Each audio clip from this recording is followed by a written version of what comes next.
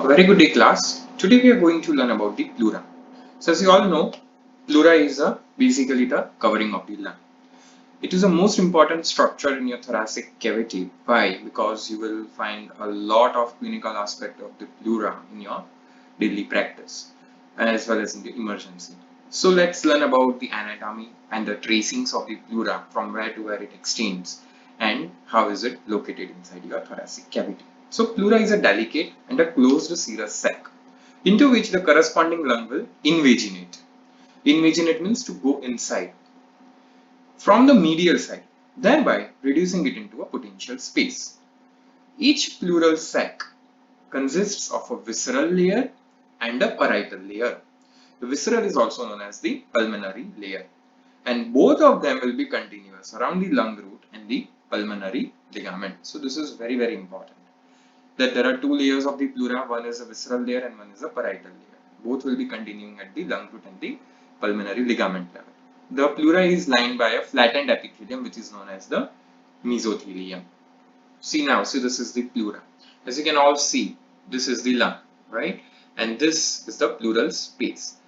The inner one, which is covering the lung, is your visceral or the pulmonary pleura, and the one which is not cover, which is covering the lung but not basically in contact with the lung, is your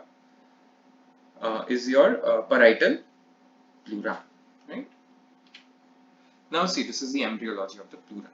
So this is very important because of the blood supply and the vascular and the nervous supply of the pleura, right? See, there is a laryngotracheal tube over here. See, this is laryngotracheal tube and this is a coelomic cavity. From the coelomic cavity arises your pleura, right? And from the laryngotracheal tube arises your lung bud. So you can see from the laterally the laryngotracheal tube is giving two buds, that is your lung buds, right? They are invaginating the coelomic cavity from the medial end. See, you can see this, right? And see, this is your lung buds, right? This is your lung bud. This is a lung bud, and you can easily identify that your lung is acting as a fist, your closed fist, and the pleura is acting as a balloon. So imagine that you are inserting your closed fist inside the balloon. So this is how this is happening. This is the development, right? So this is how it is happening. See, this layer, right, which will be in direct contact with the lung. See, this is the indirect contact with the lung. That becomes your visceral pleura. And this one, see this outer covering, it's the same only. The visceral and the parietal are same only. But the thing is that they are separated by the lung this way. See, this is the how it has been separated. And this area is basically your lung root, right? So see this. See, this is your visceral pleura. See, completely covering your lung, visceral or your pulmonary pleura. And see, it is continuous with the parietal pleura like this. See, it is completely continuous. See, it is fully continuous with your parietal pleura. See, at what level? At your lung root level. See, this is the continuation. Okay, so this is the continuation of the visceral and the parietal pleura. So they are not different. Mind well, visceral and parietal are same only. This is how you picturize the anatomy of the pleura. Otherwise, it will be very difficult for you to understand what is the pulmonary ligament and what is the root of the lung. This is how the arrangement of the pleura is. If you want to capture a screenshot of this slide, this is very important slide, you can have it, right? So basically what happens is that parietal pleura, right, will be both of them are same only, but the thing is that few aspect of the epithelium will be changing, right? So the parietal pleura, as you can see, this lateral part will be your parietal pleura. So that is having which mesoderm, the somatopleuric mesoderm, right? And the visceral pleura has this one, the medial end. This one has what mesoderm? The splanchnopluric mesoderm. This is your splanchnopluric mesoderm. This you will learn in details in embryology, right? So as the parietal pleura is developed from somatopleuric, somato means somites, so it will be supplied by the somatic nerve. So your parietal pleura will always be pain sensitive. Whereas the visceral pleura is developed from the splanchnopluric, so it will be having its blood supply from splanchnic vasculature and splanchnic nerves. So the splanchnic nerves are also known as your autonomic nerves. So it is pain insensitive. So whenever you have a pain, pain will be arising in your pleura only. Whenever you have pain in your chest cavity, right? So it will be arising from the parietal pleura, not from the visceral pleura, not from the lung, right? And see, this is the adult picture of the thorax. See, this is the lung. This is your visceral pleura or the pulmonary pleura, completely covering the lung. It is actually inseparable from the lung, right? If you see the slide of the lung, your visceral pleura will be visible. It is completely inseparable from the lung. Whereas this one, see, this is the parietal pleura, right? This is the parietal pleura, which is not which is obviously separable from the lung, right? So, and there is this potential space. See, this is known as your pleural space, right? So there is a space between the visceral and the pulmonary pleura, visceral and the parietal pleura, sorry, and this is your that is known as your pleural space or the pleural cavity, you can say. So this is the pleural cavity. This is the parietal pleura and this is the visceral pleura, and this is the root of the lung where the see, this is the parietal pleura which will be continuous with the visceral pleura. This diagram is very, very important, otherwise it will be very difficult for you to understand that how the visceral and the parietal pleura are continuous. So the visceral or the pulmonary pleura, as I already told you, it will intimately invest the entire lung except at the hilum and the pulmonary ligament. So as you saw in the previous slide, see as the visceral and the pulmonary are continuous above and this downwards, see they both are continuous. So this area of the lung, which is nothing but your root of the lung, is not covered by the pleura. So this is the area which is not covered by the pleura. I will show you what is pulmonary ligament right in a while, but first understand the root of the lung. So visceral pleura will be inseparable, firmly adherent to the lung, except at the hilum or the root. Hilum and the root are the same thing, right? And the of the lung and the pulmonary ligament. It is, see, as I already told you, it is blended with the connective tissue framework of the lung. Now the parietal pleura. So parietal pleura is nothing but what we say outer part of the pleura, which is not having direct contact with the lung. And between the visceral and the parietal pleura, you have your pleural cavity or the pleural space. Parietal pleura is thicker than the visceral pleura, and it is named according to the surface in which it lies, right? So it is costal, diaphragmatic, cervical, and the mediastinal, right? So see, this is the coronal section in the mid-axillary plane. See, so you can all see, right? So this is your visceral pleura, right? And this is your parietal pleura. And see, now the parietal pleura. Now first we will be talking about the parietal pleura. So see, this is your costal pleura, right? Costal pleura, as a name suggests, it will be lying along your costal surfaces, right? Then you have your mediastinal pleura. See, this will be your mediastinal pleura, the one which is on the medial side of the each lung, right? So that will be your mediastinal pleura, right? Basically, the mediastinal surface of the lung, right? So that is a mediastinal pleura. Then above the first rib, see this one, this pleura is your cervical pleura, and beneath the lung you have your diaphragm, right? So the pleura covering the base of the lung, so this will be the base of the lung, right? And the pleura covering the base of the lung just above the diaphragm, that is your diaphragmatic pleura. So this is your diaphragmatic pleura. Okay, so these are the subdivisions of the parietal pleura. Okay, so first we will learn about the costal pleura. So costal pleura lines the inner surface of the sternum, costal cartilages and the ribs, intercostal spaces, and the sides of the vertebral bodies. Right, but all the structures will be separated from the pleura by an endothoracic fascia. So you have your sternum, costal cartilages, ribs, and all these spaces, intercostal spaces, right? And beneath it, you have your endothoracic fascia, which is a complete fascia covering the whole of the thorax, right? And beneath that fascia, you will have your pleura, your costal pleura, right? Or the parietal pleura. Okay, so now we will learn about the tracings of the costal pleura, from where to where it extends. This is important. This you have to understand for the anatomy purpose, that from where to where it will extend, right? In a while, I will tell you what are the important topics of the pleura, right? Okay, fine. So tracings, first of all, of the costal pleura. So at the back of the sternum, just posterior to the sternum, right? It is continuous with the mediastinal pleura along the costomediastinal line of reflection. See, This is the costo-mediastinal line of reflection. See, this is the costo-mediastinal line of reflection. This is the sternum, right? This is the sternum. Starting from here, see, this is the which joint? Sternoclavicular joint. Starting from sternoclavicular joint, see, right? There are 2 points. This 2 points, right? Now, starting at this, you make one point at the midpoint of the sternal angle or the angle of Lewis. Another point at what level? At the costal cartilage level 4, right? So this is a C4. So level of the 4th costal cartilage. This is an important demarcating point, right? Why? Because your left lung has a cardiac notch in it. So your left pleura will be slightly deviated to the left side. So there is some sort of deflection of the pleura on the left side, right? But on the right side, it will be continuous. So on both the sides, see, as I already told you, the line will extend downwards and medially from the sternoclavicular joint to the middle of the, see, this is the sternoclavicular joint to the middle of the what? Sternal angle. Then it will descend vertically downwards up to the 4th costal cartilage, after which the reflection will differ on the 2 sides, right? On the right side, right, the line passes vertically downward behind what? The xiphisternal point, right? This is a xiphisternal joint. Then it turns laterally, as you can all see, across the right xiphicostal angle and follows the 7th costal cartilage. So this is the 7th costal cartilage. It is following that line, right?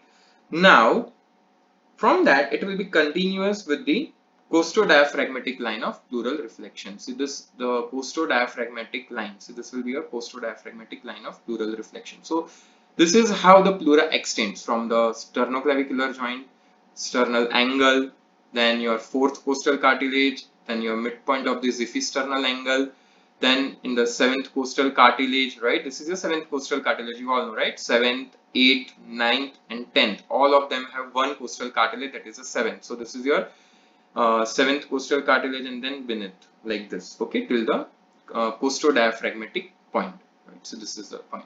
So this is where your costal pleura will extend like this in the anterior part, right, on the right side. On the left hand side, see, again starting from sternoclavicular joint, midpoint of the sternal angle, then the 4th costal cartilage. From the 4th costal cartilage on the left side, right, as I already told you, it is deviating, see, from the sternum, descending close to the sternum. It stays close to the sternum, right, up to the 6th costal cartilage. Over here it was what? Xiphisternal point, and then the 7th costal cartilage. Over here it is 6th costal cartilage, right?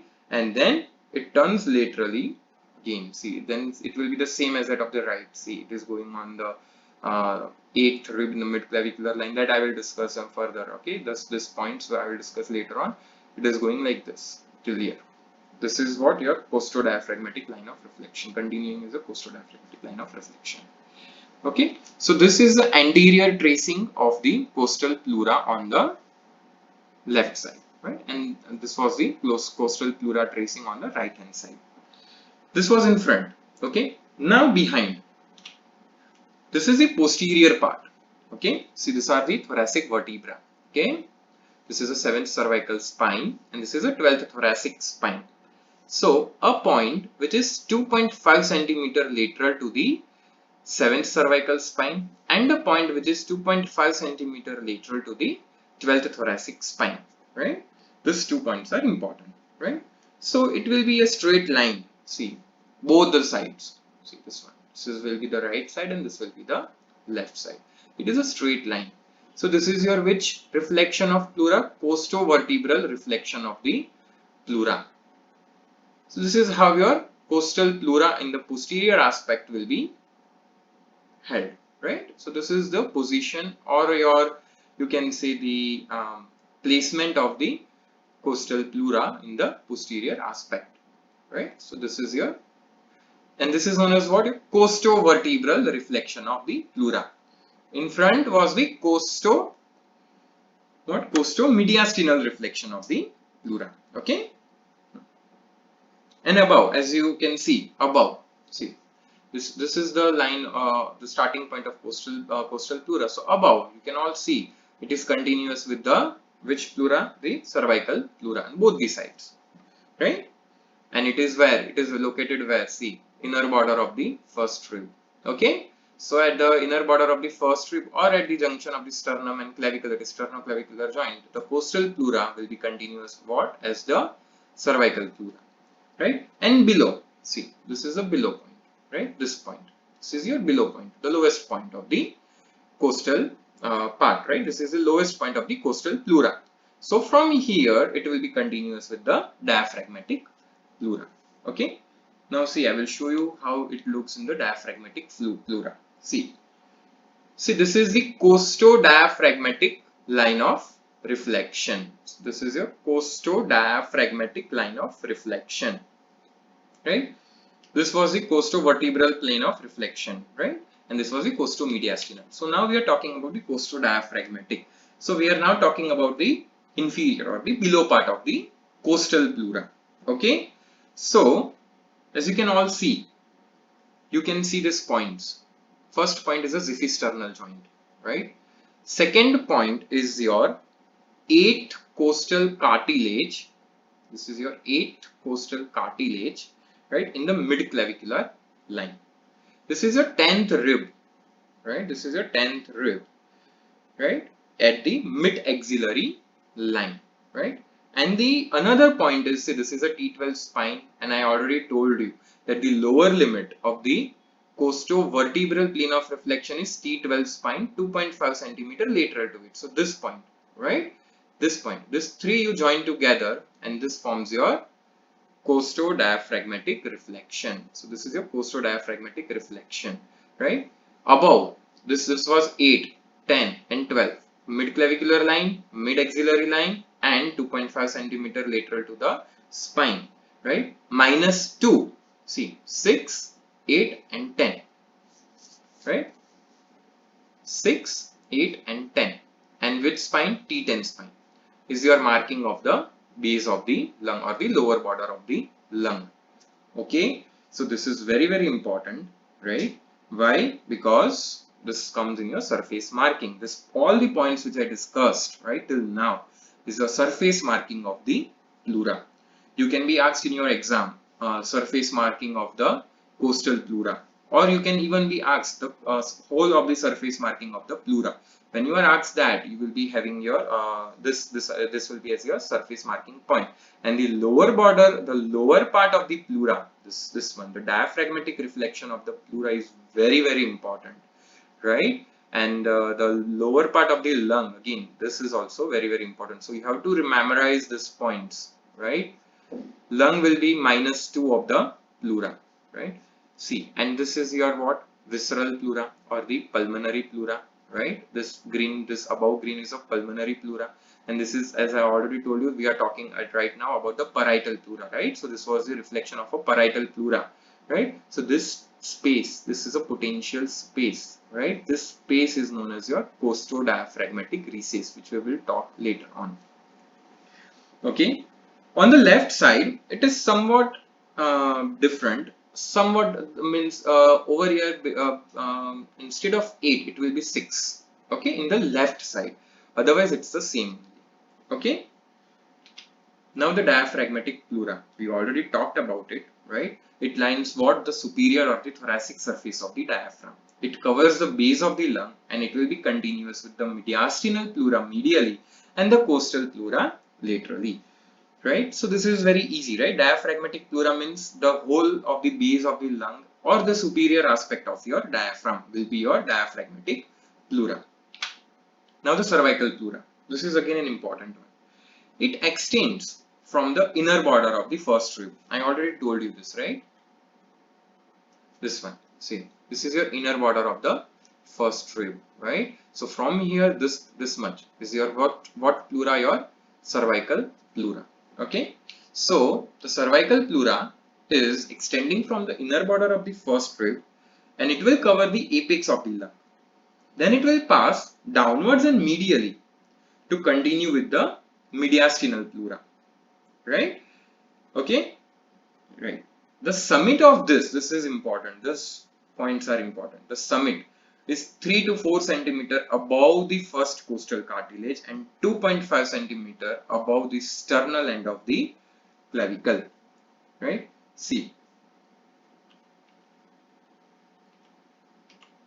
Yeah, so this picture, see, this is a 2.5 centimeter above the medial third of the clavicle or the sternal end of the clavicle. See, this is the summit, right? Summit means the most superior part. So this is the most superior or the highest point of the cervical pleura, which is lying at what level? At 2.5 centimeter above the sternal end of the clavicle and 3 to 4 centimeter above the first costal cartilage. So again, as I told you already, that your pleura comes as a surface marking. So whenever you have to draw the summit of the pleura, right, you have to mention this point, right? 2.5 centimeter above the sternal end of the clavicle and 3 to 4 centimeter above the first costal cartilage.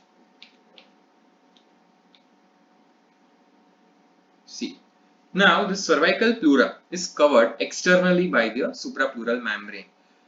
See, this was a slide again. This one. See, this is your cervical pleura, right? I told you. And the covering of the cervical pleura is the suprapleural membrane. This is your suprapleural membrane. This is a dome-shaped musculofacial expansion. Musculofacial means it will have a muscle in it as well as some fascia in it. See, the extension of the suprapleural membrane or the substance fascia. It is also known as a substance fascia. See, it arises from the transverse process of the C7 vertebra, goes downwards and forwards and gets attached on the inner part of the first rib, thereby covering whole of your cervical pleura. So this is the lateral aspect of your body, see, arising from the transverse process of the C7 vertebra, right, till the first rib, right, inner border of the first rib. Okay, and on the medial side, it will be continuous with the pretracheal fascia, right, and laterally it fuses with your axillary or the pectoral fascia. Okay, fine. See, this is your front view. See, arising from the transverse process of the C7 vertebra and getting attached on the inner border of the first rib. See, this is a substance fascia. Traced it medially, it will be covering your trachea, and traced laterally, it will be covering your pectoral layers, right? So this is basically a musculofacial expansion, right? The muscular part, it is important. It can be asked as a one marker or in the MCQ. The muscular part of it is derived from the scalenus minimus muscle. Okay, the muscular part is arising from which muscle? The scalenus minimus muscle, and the fascial part is arising from the endothoracic fascia. As I already told you, endothoracic fascia is separating your parietal pleura and the all the other parts of the thorax, that is ribs and sternum. So the fascial part of the substance fascia is derived from the endothoracic fascia and the muscular part from the scalenus minimus muscle. Now the mediastinal pleura, this is the most important pleura. It will form the lateral boundary of the mediastinum. See, basically mediastinum is what? The space between your pleura, right? Both the pleura is the mediastinum. So interpleural space is the mediastinum. Okay. So basically the mediastinal pleura forms what? The lateral boundary of the mediastinum.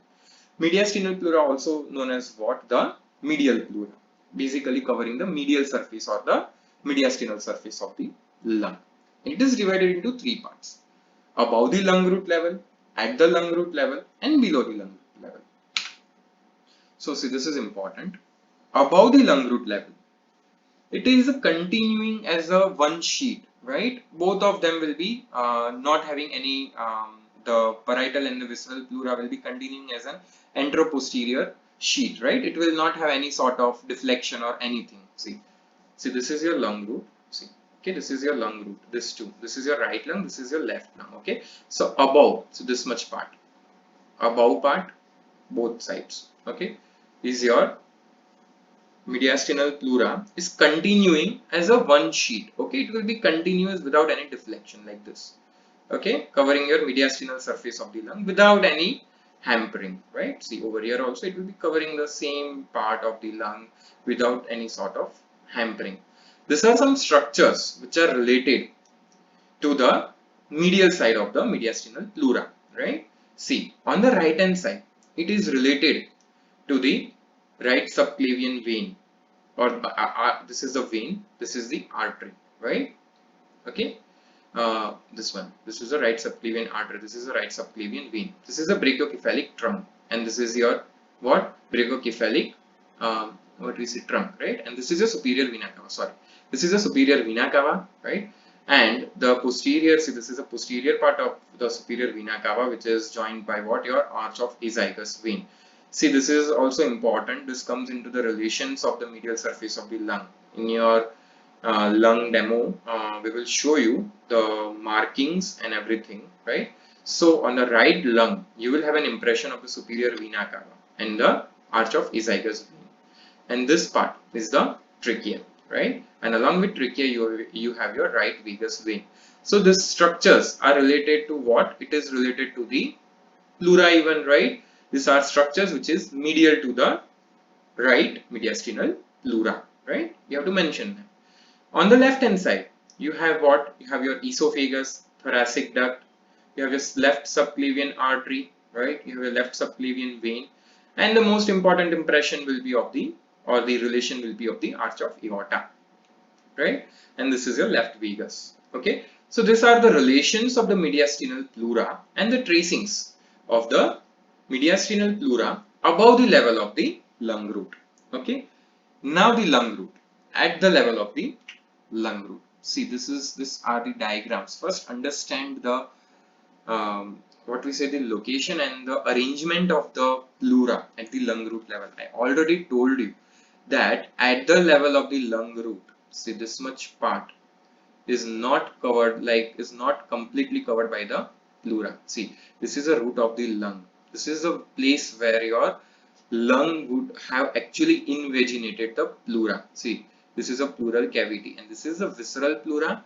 This one, which is completely not at all getting separated from the lung, and this is your parietal pleura. Okay, and see, this visceral and the parietal are continuous. See, both of these sides it is continuous like this. Okay, so you can all appreciate that this is type of a tube. Okay, right? This is a formation of type of a tube. Okay, so again, see this one. This is a root of the lung. This is your visceral pleura, and this is your parietal pleura. Okay, so this is again another picture. See, the green one is your visceral pleura. This one, right, which is, see, it is continuous. See the blue line. You can easily appreciate that is your parietal pleura. So the green and the blue are merging together, right? So the visceral and the parietal pleura are continuous with each other at the root of the lung. So at the root of the lung, you will have your most important structures, that is your pulmonary artery, pulmonary vein, and the bronchus. So as I already told you that at the root of the lung bud will go, right? From there the lung will invaginate the pleura. So the root will consist of these three important structures from which the lung will be derived, right? From the bronchus, you have your terminal bronchioles, and then you have your alveoli, right? So this is the lung root level. So let me see something about the theory of the mediastinal pleura at the lung root level. As I already told you, right? It will form a tube. See, this is a tube, right? It's a type of a tube enclosing the structures of the lung root. See, this is a tube, both the sides, one tube and the another tube, right? It is a type of a tube. It will enclose the structures. See, the tube is enclosing the structures at this much level, at the lung root level, right? Enclosing the structures at the lung root, and at the margin of the hilum is continuous with the pulmonary pleura. As I already told you, both of them are continuous. Okay. From the medial end of the lung root, the mediastinal pleura separates. See.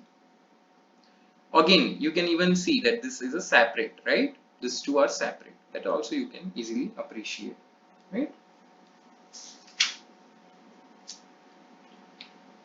See, as I was telling you, see, this is your fist, that is your lung, or you can see the root, right? So this is a visceral pleura, and this is the balloon, right? And this is your parietal pleura. So the visceral and the parietal are continuous. At what level? At the root of the lung. So this structure is very, very important, right? If this picture is clear, then you can easily appreciate the anatomy of the pleura. Okay. See this structure and this structure. This is important. Okay, both of them are continuous. See, the visceral and the parietal are continuous. Also, you can say that at the root, both of them are separated. See, the two pleuras are separated, which I was saying, right? And this is a type of a tube. See, again, this is also a very nice picture, right? See, this is the visceral and this is the parietal, right? Both of them are separate and enclosing the structures like a tube, right? Now, this part, this one is your pulmonary ligament, right?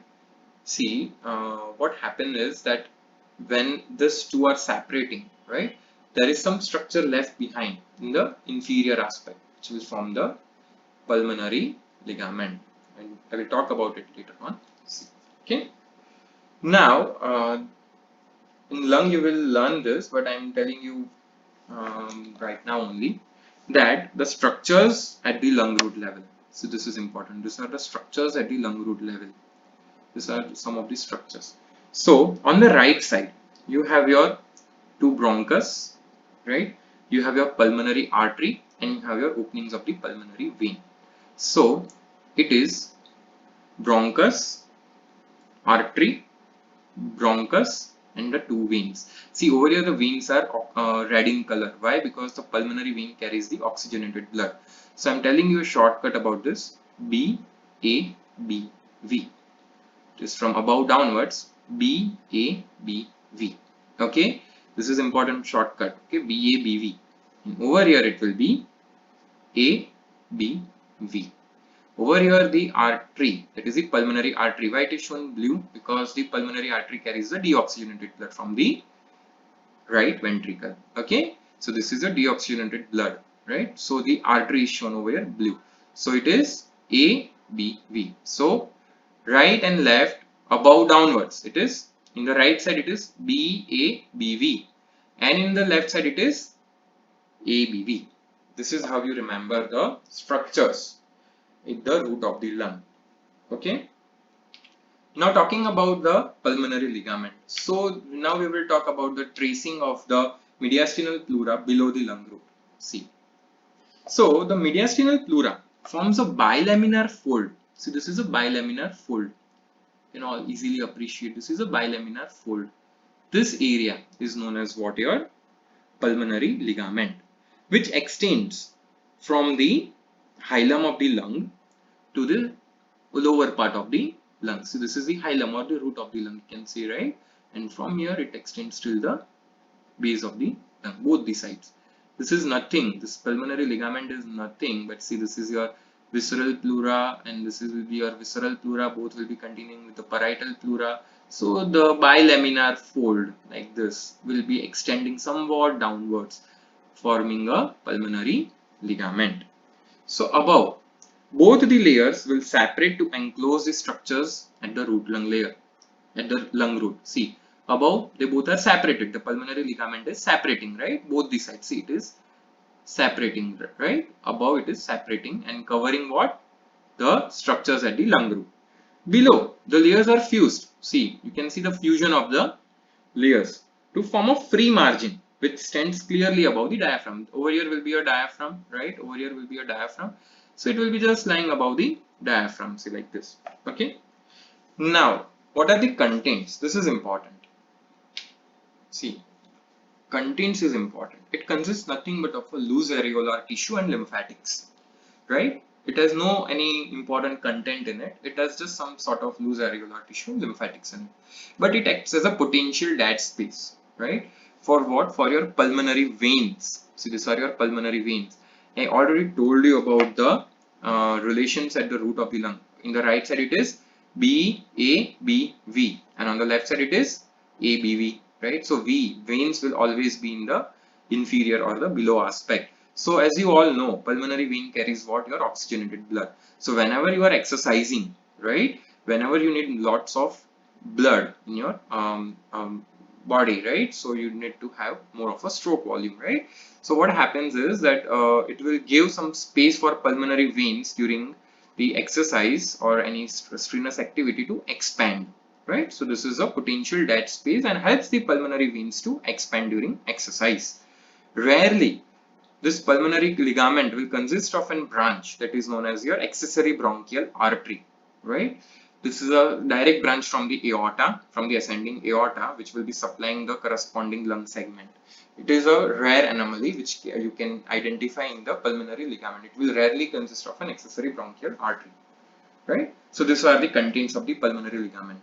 Okay, pulmonary ligament can be asked as a one marker, or it can be asked as a four marker short note, even that you have to say what is the extent of this, how it is formed, right, and what are the contents in it. Now the recesses of the pleura. Now two folds or recesses of the parietal pleura, which acts as a reserve spaces for the lungs to expand during the deep or forcible respiration. So recesses of pleura is one of the most important short note. What happened is that the parietal pleura, I show you this picture, right? The picture on the this side. See, this is your visceral pleura, right? And this is your parietal pleura. So this dead space, right? This is nothing but your dead space or a recess, right? So this recess, as it is related to the costal pleura and the diaphragmatic pleura, beneath will be the diaphragm, right? So diaphragm and so this is known as your costodiaphragmatic recess of the pleura. This is the most important recess of the pleura. Why? Because it lies at the lowest limit of the lung, right? So it is the most dependent. So if there is any collection of fluid, right, it will go directly into the costodiaphragmatic recess. Okay, so this is one of the recess, that is a costodiaphragmatic recess. The another recess is the costomediastinal recess. Now see, what is costomediastinal recess? It will be, you can easily identify that on the left side. Okay, why? Because you have your what? The cardiac notch. So this is your cardiac notch, right? This is your costal pleura, right? And over here on the medial side, if you go inside, you will have your mediastinal pleura. Both will be continuous, right? At what level? At your costomediastinal line of reflection, right? So what happens is, because of the cardiac notch, the lung is inside, right? So pleura will be somewhat in the front, right? To become continuous with the mediastinal pleura. So this layer, this part will form what? A costomediastinal recess, right? Which again act as a dead space or a reserve space for the left lung to expand during your forcible inspiration. Costodiaphragmatic recess you can identify on both the lungs, right? But the costomediastinal recess is exclusive for the left lung. You will only see this costomediastinal recess in the left lung, right? Where at the level of the cardiac notch, right? And these two spaces or the recesses act as nothing but the potential space for the lungs to expand, right, during the full inspiration. But as I already told you, it says even act as what? The dependent, most dependent part. So if there is any fluid, right, this is your, if any fluid over here coming from the lung or from outside, then you will have the very difficult situation, right, pleural effusion. So this is the most dependent part of the pleura, costodiaphragmatic recess, not the costomediastinal. So I already told you there are two types of recesses, right? Costodiaphragmatic recess, which is also known as a phrenico-costal sinus, and costomediastinal recess, which is mostly seen on the left hand side. So this is the another picture.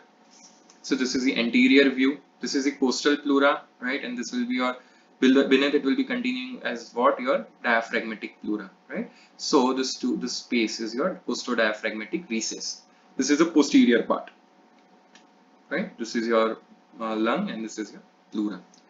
This is actually the extension only. See, the blue is a costal pleura and beneath is your diaphragmatic pleura. So this much is the extra pleura, right, which is allowing your lung to expand whenever you run or whenever you have forcible inspiration. So it will act as a potential space for your lung to expand. This is a posterior part and this is a lateral part, which I already showed you in a better diagram. Okay, now the applied aspect. First of all, before going to the applied aspect, I forgot to mention the relations of the recesses below the diaphragm. This is important. The relation of the costo-mediastinal recess is not that important because you all know posteriorly it will be related to the heart only. Yes, there is one clinical aspect about the costo-mediastinal recess is the point of the superficial cardiac dullness. Now what happens is that the heart lies over here, right? And the heart, as you all know, is a muscle, right? So when you percuss on it, right, it will have what note? A dull note, right?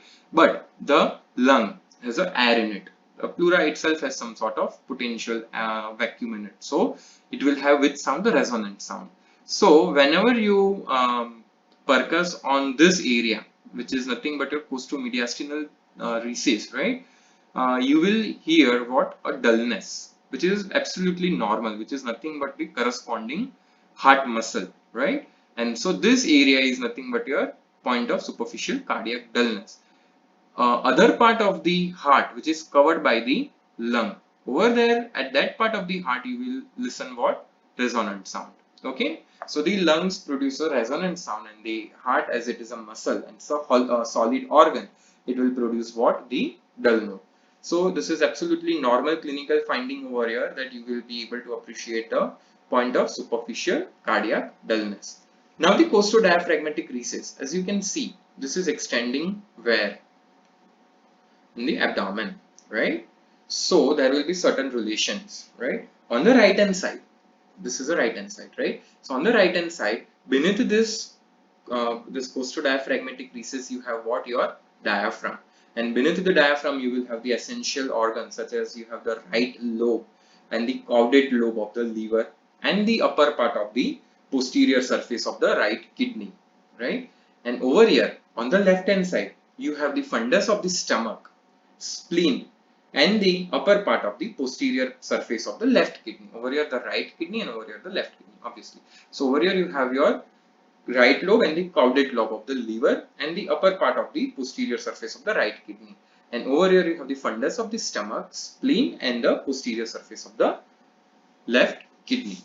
So coming to the applied aspect. So this applied aspect you will come across in various conditions of the lung. The pleural effusion you will come through.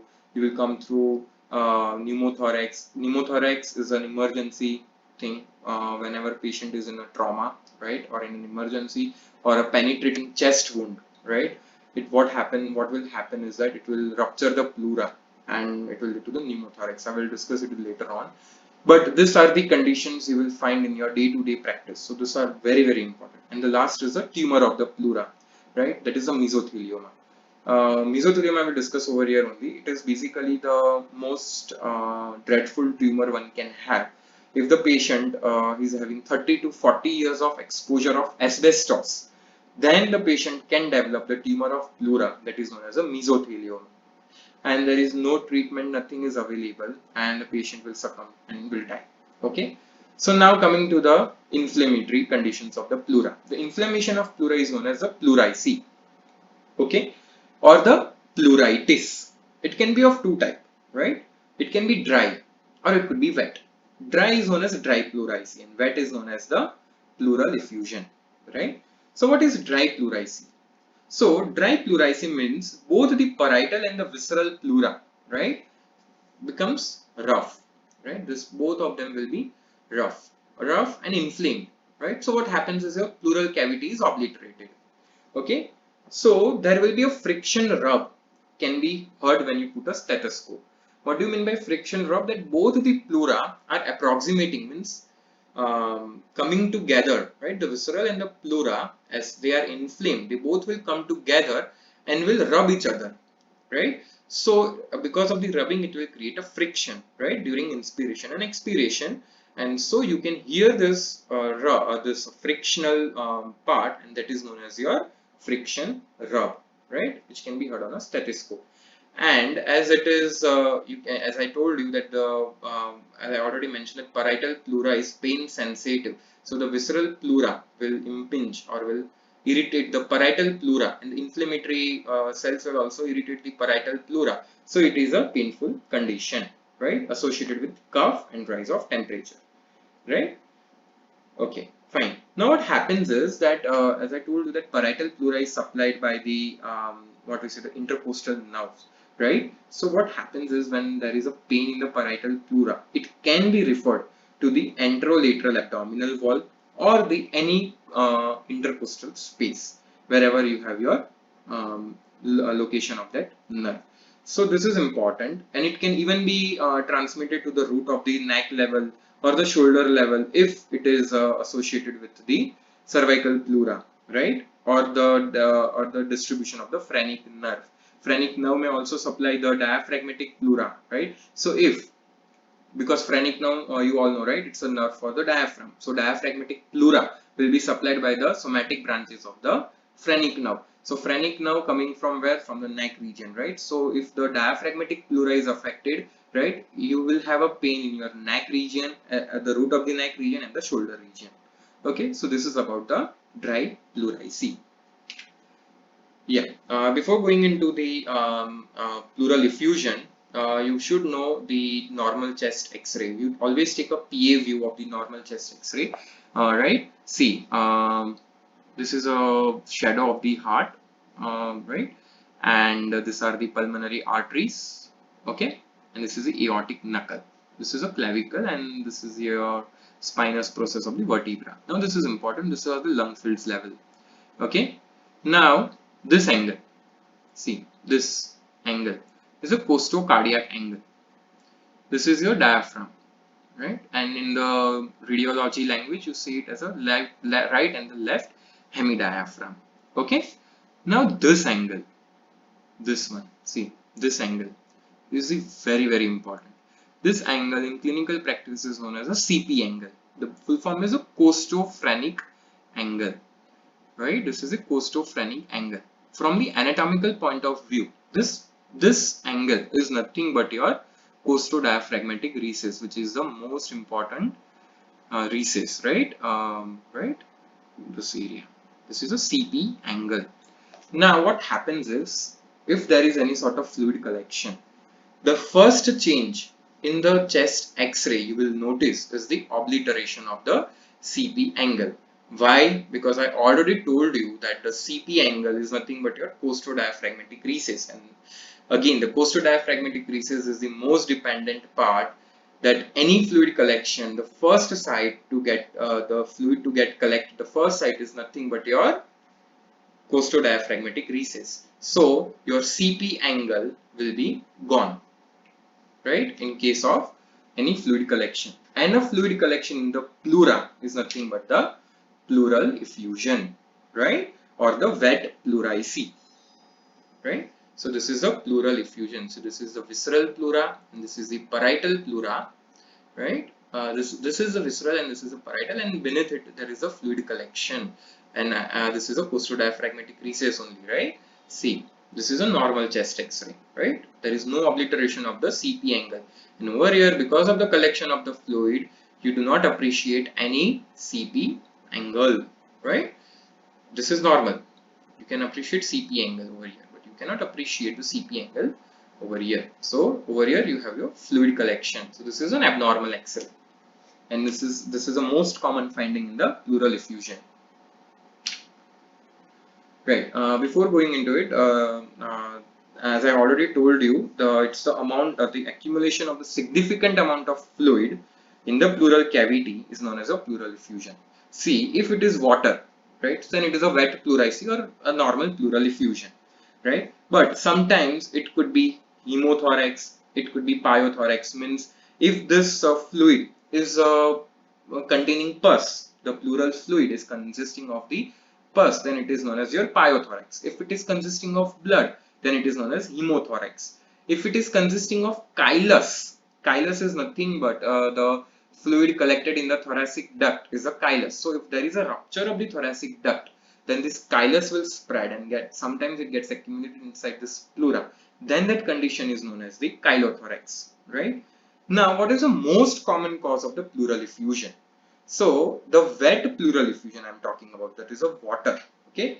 The most common condition is the congestive heart failure. What happens in the congestive heart failure is that your heart is not pumping the blood into the all of the organs, right? Your left ventricle is not pushing the blood to the to the aorta. So what happens is that all the blood coming from the right ventricle will go to the lung, right? It will get oxygenated in the lung, but from the lung it is not passing into the whole of the body. So it will stay in the lung. So what happens is that as it is staying in the lung, and lung has its capacity, so it will rupture the alveoli and get accumulated where? Obviously in the pleura, because lung is covered by the pleura. So all of the fluid will be collected in the most dependent part of the pleura, that is your postdiaphragmatic recess, and this condition is known as your wet pleural effusion. Now this can be this fluid level can be accessed by your chest x-ray. Okay, now as this becomes fluid, so when you percuss this area, what will happen is that now it is not having lung, so there will be no resonance. You will find a stony dull note. So whenever there is a pleural effusion and you percuss in this area, okay, in this area only, you will find what tone? The stony dull tone. Okay. Now the pleural tap. Now you have to remove this fluid, right? It can be you can decrease this fluid by certain drugs such as diuretics, but that is not that much what we say effective. Why? What happens is that when this fluid is accumulated where in the pleura, so it is not giving space for the lung to expand. So the patient will have difficulty in breathing and will come with you with breathlessness. Okay. So immediately you have to remove the fluid so that you can relieve the symptom of the patient, right? So for that, to remove the fluid, right, you do what? Thoracocentesis. Thoracocentesis or the pleural tap, right, is nothing but you remove the fluid from the pleura. Okay. So what you will do is you will make the patient sit like this way. See.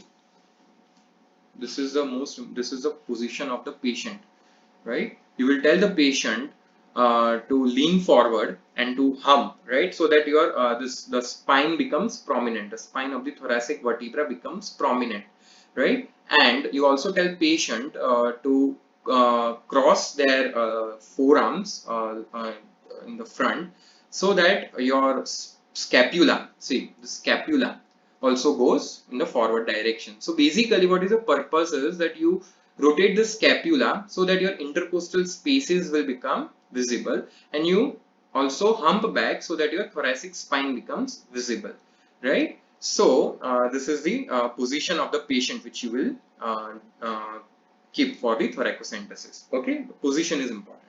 Now there are two types of thoracocentesis. One is a diagnostic and one is therapeutic.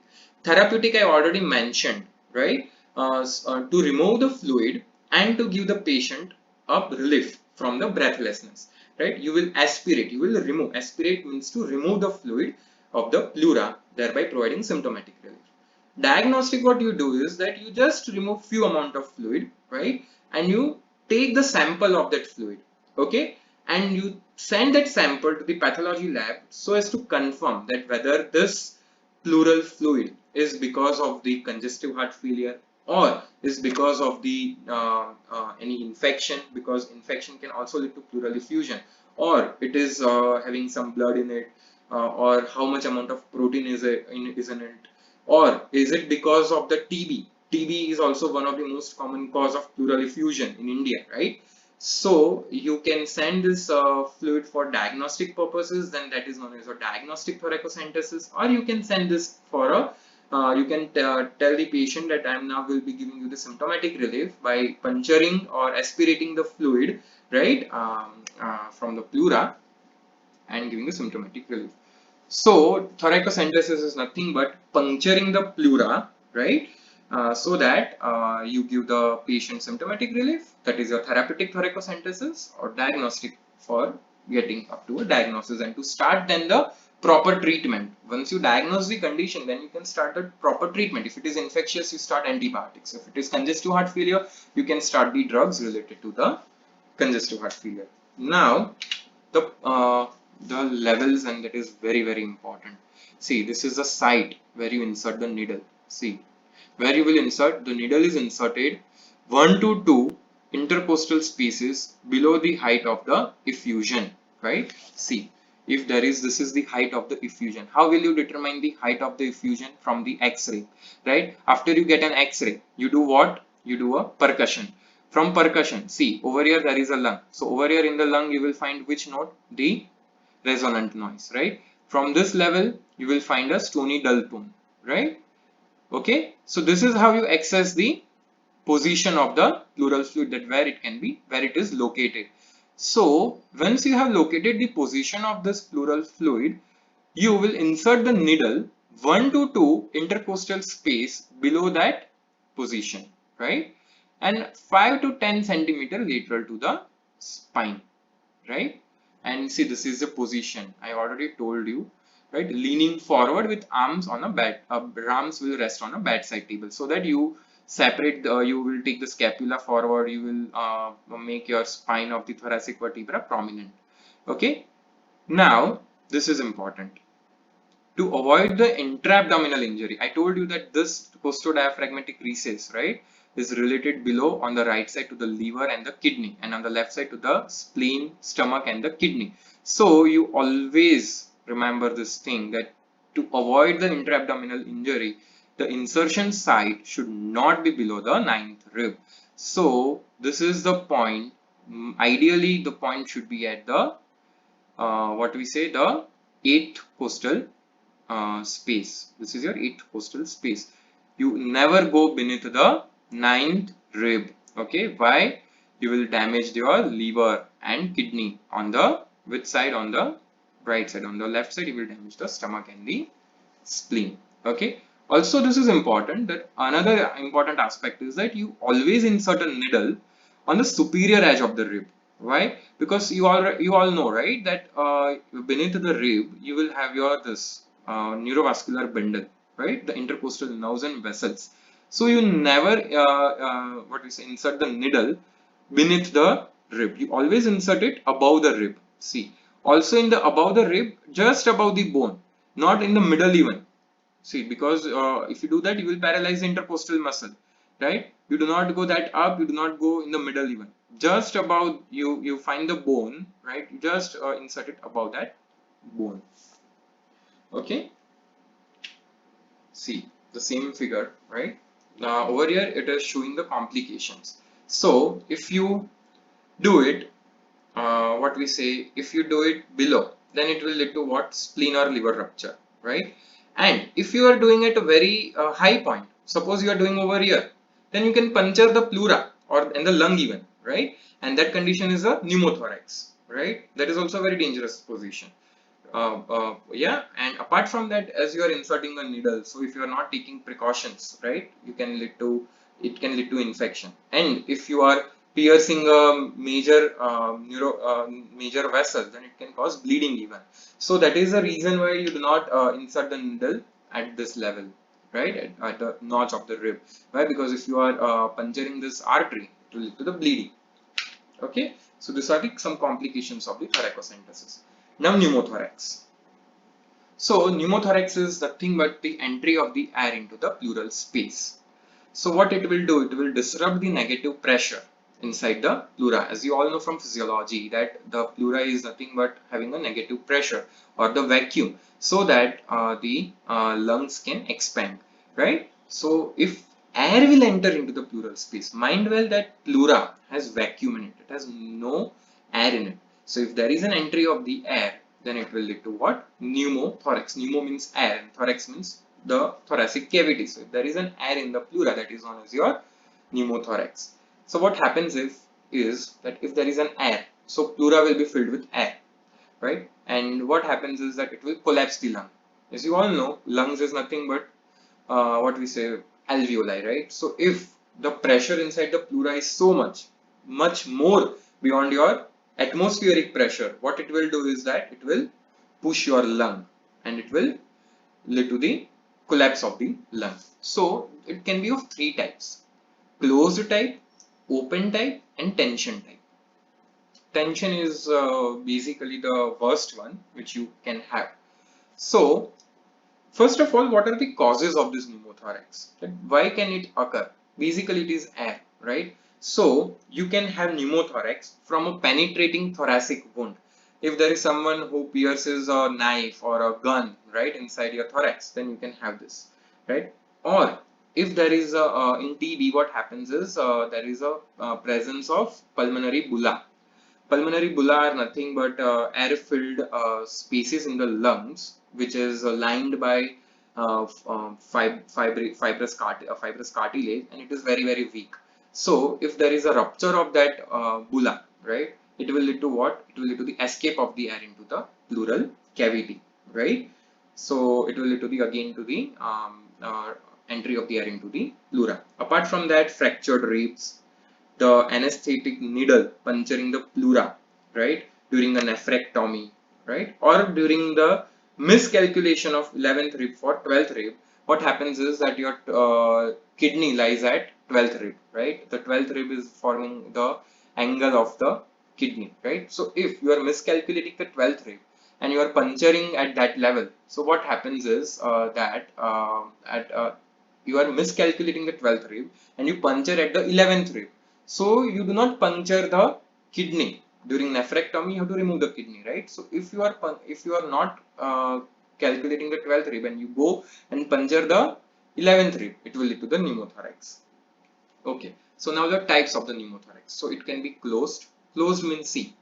This is the most common condition, the pulmonary bulla I have told you, right? The air is supposedly escaping and coming into the parietal pleura, right? So in the pleural space, basically not the parietal pleura, in the pleural space. So what happens is that this whole of the pleural cavity is filled with the air. This is closed, right? Closed means the parietal pleura is intact. See, parietal pleura has no bridge, right? It is intact and the air is entering from the lungs, right? So it is a closed pneumothorax.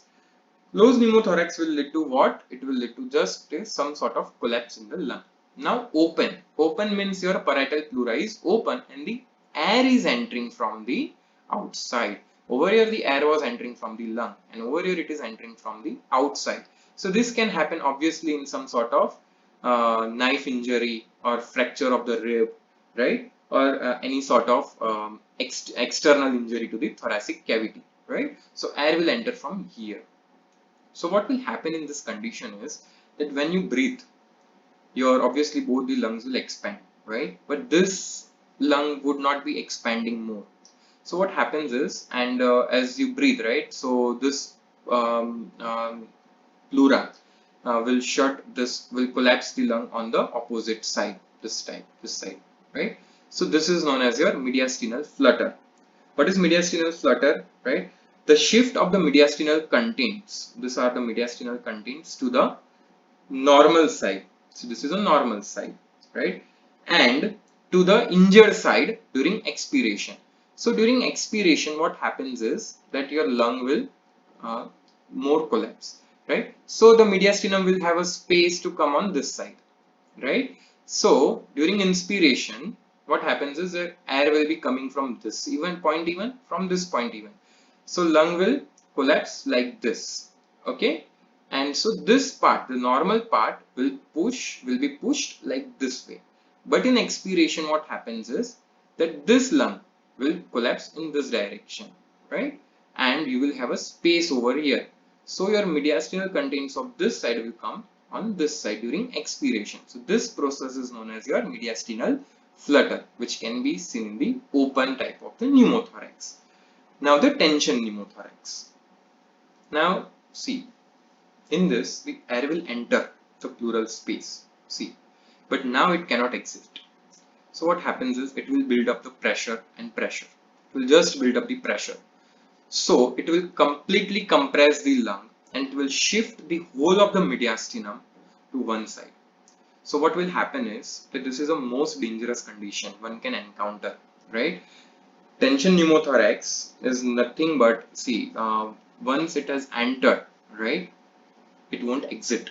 So it acts as a valve, right? See, once this valve has opened, right, if there was a bridge in the parietal pleura, this much part was open.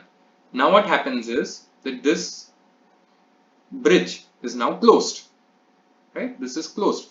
So it has become a valve, right? That now it is not allowing the air to escape, right? So the air is now inside the pleural cavity, right? It is not able to escape, and what happens is that it will compress the lung as well as the mediastinum. So there will be the shift of the mediastinum. This is known as a shift of the mediastinum. And once you have a shift, your heart cannot pump properly. You cannot properly inspire and expire. So what will happen is there will be the elevation in the intrathoracic pressure, lowering of the venous return. Why? Because the heart is now not accepting the blood only, right? And thereby there will be consequently low of the cardiac output. Cardiac output will decrease and there will be the shock. So tension pneumothorax is a surgical emergency. You have to treat it immediately. How would you treat it? By inserting chest tubes. What is a chest tube? Right? You insert it in the chest tube so that the air will be sucked out, right? And the pleural cavity will be empty. It's a very important emergency, right? How do you insert a chest tube?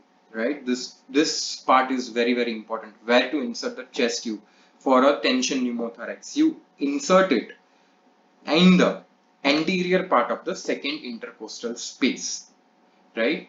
And after placing the chest tube, you make that tube at minus 10 centimeter water pressure, right? So what happens is by inserting the chest tube, it will normalize the intrathoracic pressure.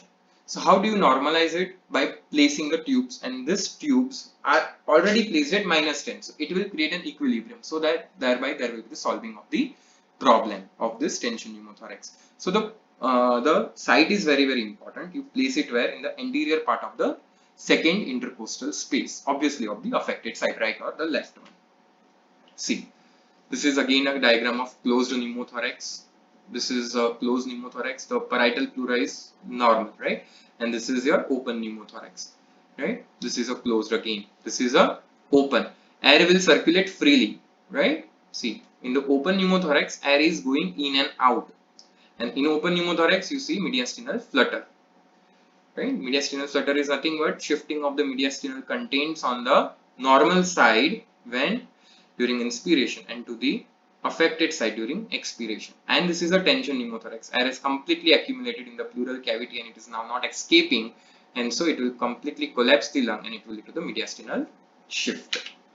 Yeah, this is the X-ray of the pneumothorax. See, this is the amount of the air. This is the affected side. Okay, and see, this is the completely collapsed lung on the normal side. See, and the heart has been completely shifted. See the amount of the shift in the heart, right? This is the cardiac shadow, right? It has completely been shifted, and this lung has been completely collapsed. And this is the air in the pleura, right? In the pleural cavity. This is the pneumothorax. This is the air in the pleural cavity. This is not the normal lung, right? This is a normal lung, but it has been collapsed.